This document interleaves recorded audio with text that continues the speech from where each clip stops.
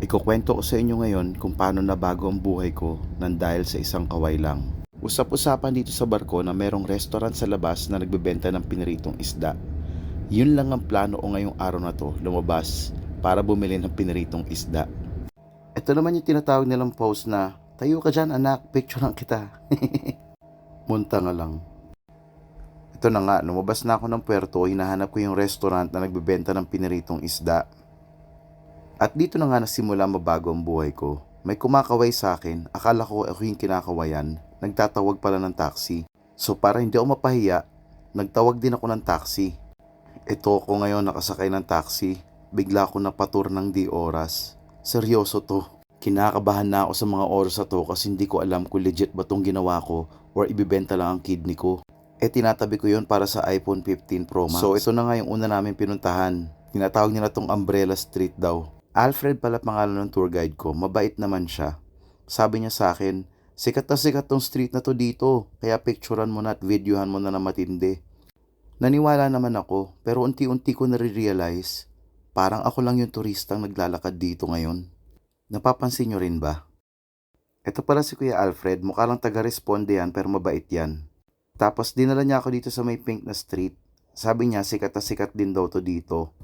Kala ko para to sa eleksyon, pero sabi ni Kuya Alfred, tribute daw to para sa may mga cancer. Sunod niya ako dinala dito sa may mga paggawaan ng jewelry. Kala siguro nila mapera ako, ang hindi nila alam, kaya ako nandito dahil akala ko may kumaway sa akin. Tapos ina-explain niya sa akin kung ano yung ginagamit nila panggawa nila ng alahas. Pero hindi ako makapag-focus kasi ang iniisip ko, kuha ba sa frame tong good morning towel ko? Dito naman pinapakita nila sa akin yung final product nila, kala nila bibili ako. Pero ang iniisip ko lang talaga, kita ba sa frame tong good morning towel ko? Unti-unti ko na tinatanggap dito na nasa tour nga talaga ako at legit nga talaga to si Kuya Alfred. Kasi dinala niya ako dito sa may Central Park nila, tapos dyan sa may simbahan. Mukha lang akong gago-gago pero pumasok ako dyan tsaka nagdasal ako.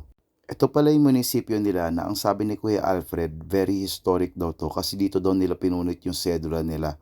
Tas ito daw yung may pakana silang dalawa. Hindi, pero seryoso. Ito daw dalawang to yung naghati ng Haiti tsaka ng Dominican Republic at sila daw yung heroes nila. At dito na nga ako dinala ni Kuya Alfred para kumain. Sikat daw to kasi 400 years old na raw tong restaurant na to. Pero hindi ako naniniwala kasi ako lang din yung tao. Tas sabi ko yung steak dapat medium rare. Pero yun, ang ginawa nila yung onions yung medium rare. Pagkatapos namin kumain, dito pala ako dinala ni Kuya Alfred sa cigar factory nila. Sabi ko, cigar?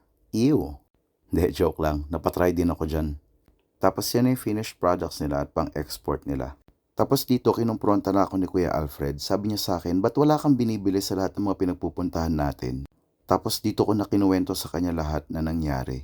Biglang nawala yung mga ngiti sa mukha niya. Hindi ako sinukuha ni Kuya Alfred at dinala pa rin niya ako dito sa may flea market nila. Umaasa siya na bibili pa rin ako pero wala talaga akong dalang pera. So, hininto niya na yung tour. Hinatid niya na ulit ako sa may port. Ito na ako, naglalakad na ako sa may port ulit. Ayan, pabalik na ako ng barko. Walang yayin dahil sa isang kaway lang. Nagkape na lang ako at pinag-isipan ko ano nangyari sa buhay ko. Like and share niyo naman oh. Follow niyo na rin ako please.